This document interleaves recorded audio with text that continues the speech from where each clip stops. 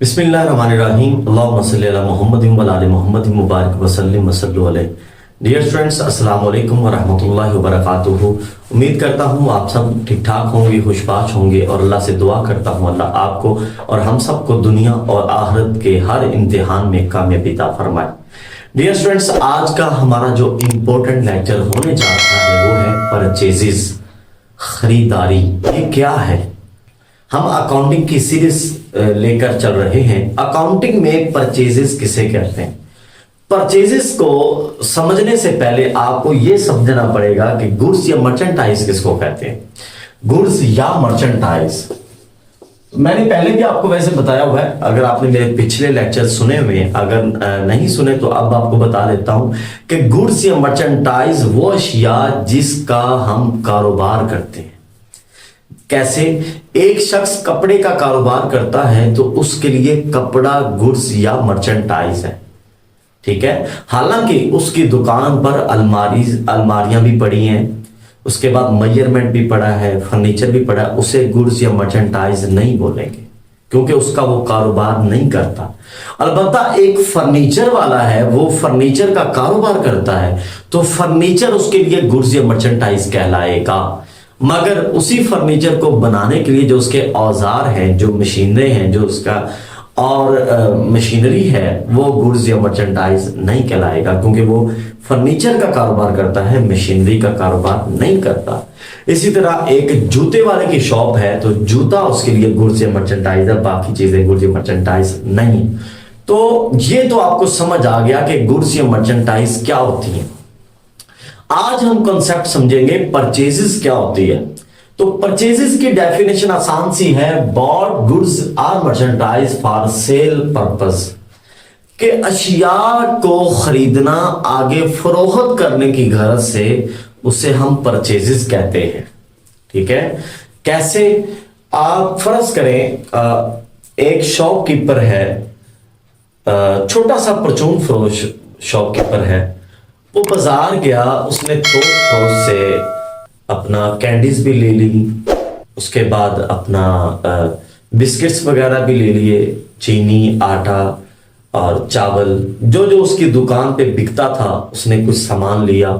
उसका total bill बना 20,000 रुपए का। अब कहा जाएगा कि यार तुमने कितनी परचेजेस की है या कितनी खरीदारी की है, तो वो कहेगा मैंने 20,000 की परचेजेस की हैं। वही शॉपकीपर बाजार में मौजूद है और उसने 20,000 का ये माल खरीदा और अपने घर के लिए कुछ डिनर सेट ले लिया, चुनाचे 30,000 रुपए का उसका डिनर सेट आया। यूं उसका बिल बन गया 50,000। वो आ रहा था, रास्ते में एक दोस्त उससे मिला, उसने कहा कि भाई आप कितनी खरीदारी करके लाए हो, कितनी परचेजेस आपने की हैं। तो बिजनेस के पॉइंट ऑफ व्यू से सिर्फ 20,000 की उसने परचेजेस की हैं। वो ये नहीं कह सकता कि उसने 50,000 की परचेजेस की हैं। क्यों? क्योंकि वो ऊपर वाला जो डिनर सेट का 30,000 है उसका तल्लक उसके बिजनेस के साथ नहीं है, वो उसके घर के लिए है। इसी तरह अगर वो अपनी दुकान के लिए ही कोई एक टेबल भी खरीद लेता है और टेबल वो 30,000 रुपए का खरीदता है तो फिर भी 50,000 की परचेजेस नहीं कहलाएंगी। परचेजेस सिर्फ 20,000 की कहलाएंगी क्योंकि उसने जो गुड्स हैं वो 20,000 की खरीदी हैं, उसको वो आगे सेल करेगा। अपनी बुक्स ऑफ अकाउंट्स में वो 20,000 की परचेजेस लिखेगा। तो उम्मीद करता हूं आपको ये समझ आ गया होगा कि परचेजेस क्या होती हैं। परचेजेस कहते हैं गुड्स को या अशिया को आगे बेचने की गरज से खरीदना। तो परचेजेस की दो टाइप्स हैं, एक है कैश परचेजेस। कैश परचेजेस कहते हैं नकद खरीदना। अब कैश परचेजेस की पहचान क्या होती है मैं आपको सिंपल बताता हूं। कैसे? सिंपल आता है, परचेज गुड्स फॉर रुपीज 3,000। अब इसके साथ फॉर कैश नहीं लिखा होगा, सिंपल है परचेज गुड्स फॉर 3,000।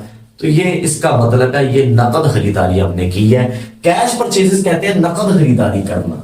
नकद यानी कि वो खरीदारी जिसपे आप मौके पे पैसे पे कर देते हो। आपने गुड्स खरीदी, साथ ही आपने फौरी पैसे पे कर दिए, ये कैश परचेजेस कहलाएगा। تو परचेज गुड्स फॉर 3000 ये नकद है। अगर सिंपल है परचेज गुड्स रुपीज 3000 ये भी नकद है। अगर ऐसे आ जाए कैश परचेजेस रुपीज 3000 ये भी नकद है। इससे मुराद ये नहीं लेना कि उस हमने कैश खरीदा है। कैश कैसे खरीदेंगे? जो कैश हमने खरीदना वो हमारे पास पहले ही मौजूद है, हमें उससे को खरीदने का क्या फायदा। इसका मतलब ये होगा कि हमने गुड्स नकद खरीदी है। कैश परचेजेस 3000 मीन आपने नकद अशिया खरीदी है। इसी तरह अगर किसी का नाम आ जाए, देखो purchase goods from mister X for cash rupees 3000। मैंने पहले आपको बताया था कि जब नाम आ जाए तो उधार होता है, लेकिन नहीं, नाम आया है साथ फॉर कैश भी आया है, साथ फॉर कैश आ गया, इसलिए ये भी नकद खरीदारी होगी, कैश परचेजेस होगा। तो cash purchases simple purchase goods आ जाए नकद, परचेज गुड्स सिंपल आ जाए, परचेज गुड्स फॉर रुपीज आ जाए, कैश परचेज आ जाए, या purchase goods from mister X for cash नाम आ जाए साथ फॉर कैश आ जाए, तो फिर भी वो नकद होगा। क्लियर हो गया आपको? उम्मीद है आपको ये अच्छी तरह समझ आ गया होगा कैश परचेजेस किसे कहते हैं। आगे बढ़ते हैं क्रेडिट या ऑन अकाउंट परचेजेस। कैसे? जब हम चीजें खरीदते हैं मौके पर पैसे नहीं देते, बल्कि आने वाले दिनों का वादा कर लेते हैं कि आपको आने वाले दिनों में हम पैसे पे कर देंगे, वो होता है क्रेडिट परचेजेस या ऑन अकाउंट परचेजेस, जिसे हम उधार खरीदारी कहते हैं। कैसे? Purchase goods on credit rupees 3000, हमने ये ऑन क्रेडिट आ गया, उधार है। Purchase goods on account rupees 3000, ये ऑन अकाउंट आ गया, उधार है।